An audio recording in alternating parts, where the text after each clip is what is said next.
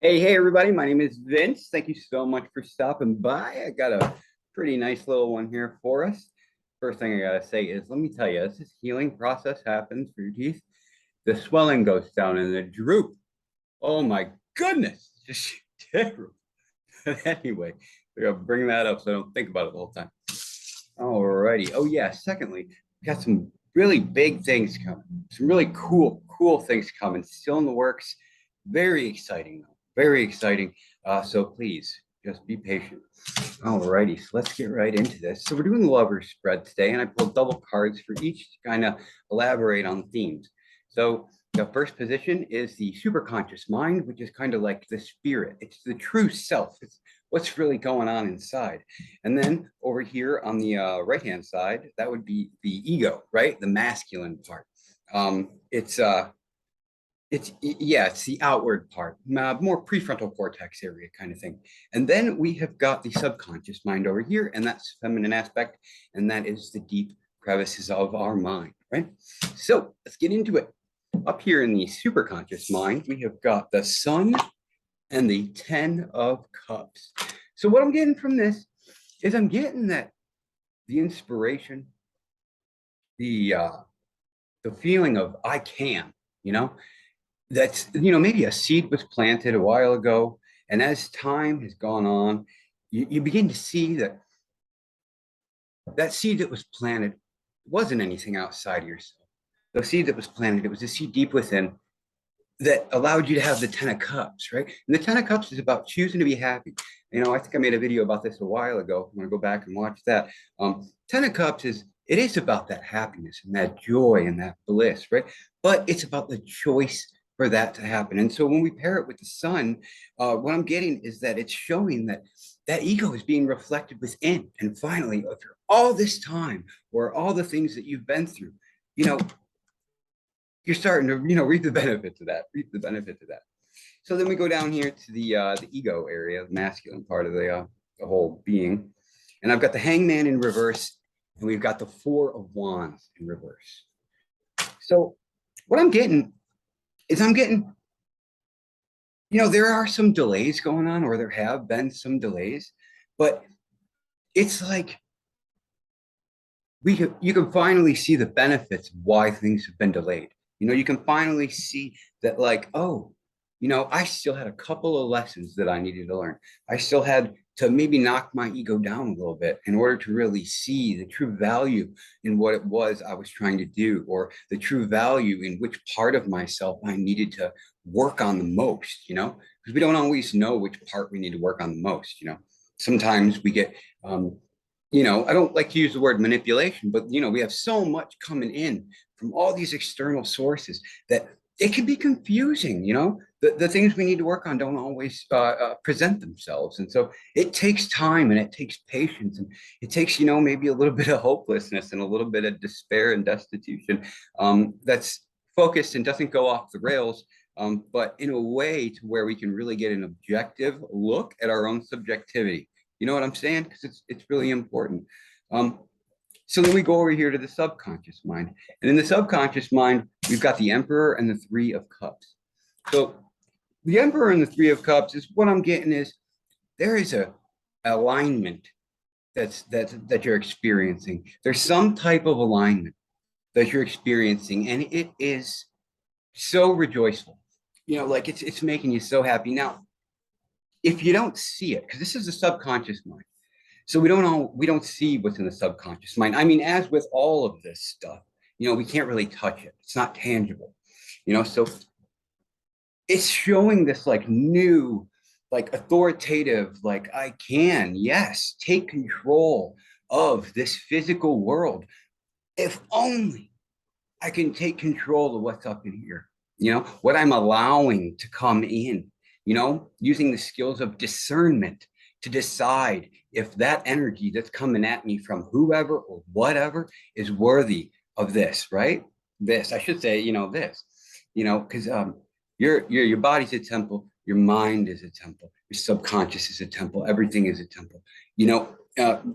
We shouldn't necessarily worship ourselves. We should reserve that for something like love, or, whatever it is that you decide to give your faith to, whatever God or whatever power greater than yourself you decide to turn it over to.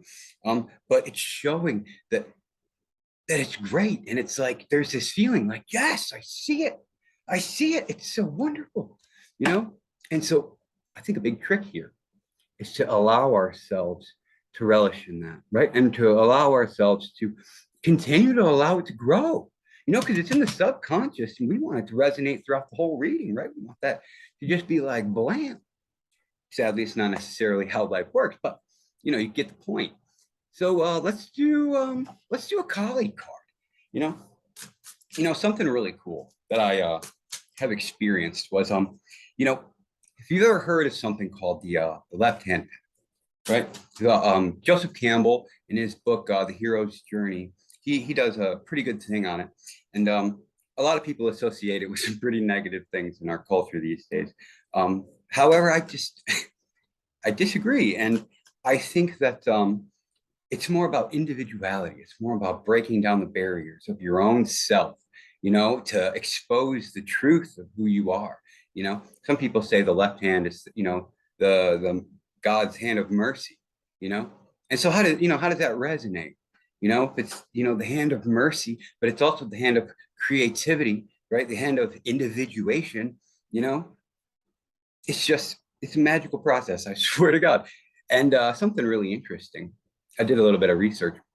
And if you're aware of the goddess Kali, the goddess Kali actually will tear down the ego if you allow her to, and expose your own personal left-hand path, And that's something, yeah, look into it, decide for yourself what you think, but don't allow scary words to manipulate you into thinking that it's something that it's not. You know what I mean? Do your research, please.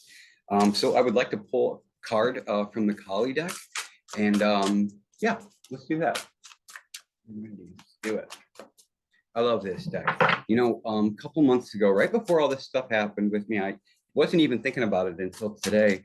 I actually started doing Kali rituals like a couple times a week, to try to just, I don't know, I knew something was going on, or I knew that, I hadn't been representing myself well for, my entire life. And, I knew something needed to come down. And so it really helps me on the process. And after I started doing these rituals, crazy things started happening and they didn't feel very good, So this whole process of individuation and this whole process of shadow work, it requires some type of support system. So if you're going to go into shadow work and you're going to go into identifying the dark parts of yourself that you don't want to, really deal with, make sure that you have a support system and you're prepared, because otherwise it'll throw you for a really, really big loop. And, you won't want to continue on it anymore unless you're forced to, right? So anyway, let's get it done. Let's get it done. All righty. So we got Kali Mahama. Kali Mahama. It's number 4 here. One second. Let me grab the little book. The cards the meanings on these cards are so intricate. I don't want to misrepresent anything. But this is what we got. Kali Mahama. Can't really hear. Put it up over here. The light there. It's gorgeous. I swear. If you get some type of personal reading or something where you can see the cards, they're just absolutely gorgeous. Absolutely gorgeous. So let's see what we got.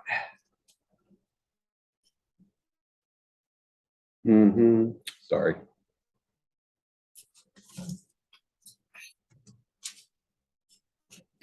All right. So Kali Mahama. I'm just going to read the little poem part. It's Kali Mahama is Kali Ma, the spiritual truth beneath all appearances, the healing waiting to be discovered in all experiences. In harmony with your higher self, she manifests the path upon which you can best learn, heal, and grow. She is unclothed, symbolizing wild, unconditioned authenticity. She is the empowerment to discard conditioning and judgments that we have worn. Cast off the fearful constraints others have imposed upon you. Connecting you to your authentic being will attract healing, guidance, and divine grace to you now. So yeah, I just think that that's absolutely fantastic. You know, when these energies show up, we have to really embody the energy that it is, right? Because these energies, they show up in our lives and they kind of influence us. You know what I mean? They influence us. And as long as we remember that all of these energies are rooted in love, right? Because we're not talking about like, we're not talking about like black magic, or we're not, like we're not talking about like awful poltergeists and stuff like that. We're talking about these gods and these esoteric energies that are here in the corporeal to influence us in order to grow. You know what I'm saying? And so when Kali Ma shows up, you know that if your desire is to heal and it is to release, then you have the resources. If only you have the faith that the resources are there and that Kali Ma has your back and you're not alone, you know? Because it's one thing to have a community of people, absolutely. But then it's a whole nother thing to have like a divine type of relationship. Some people, have subscribe to organized religion, and that is fantastic for them, 100%, because the strength that comes along with having, this, these feeling the presence of something greater than yourself, it's unparalleled. It's absolutely unparalleled. And so right now, what we need to do, we all need to do, is we need to embrace the lifestyle of healing, right? We need to communicate. We need to love one another. We need to be of service to others, right? We need to practice what's the word? What's the word? Altruism in a to a healthy extent. It can be negative, but just know that there is something, whether you believe it or not, that's behind you, and it really, really wants the best for you. So with that, I think I'll end it there. Hope you enjoyed. Please, yeah, hit the like button, whatever. If you're still here, maybe you're not. I usually exit out of videos at this point anyway. So boom, have a good one, and just wait. Got some things in the works. It's gonna be fun. All right. Hope you have a great night.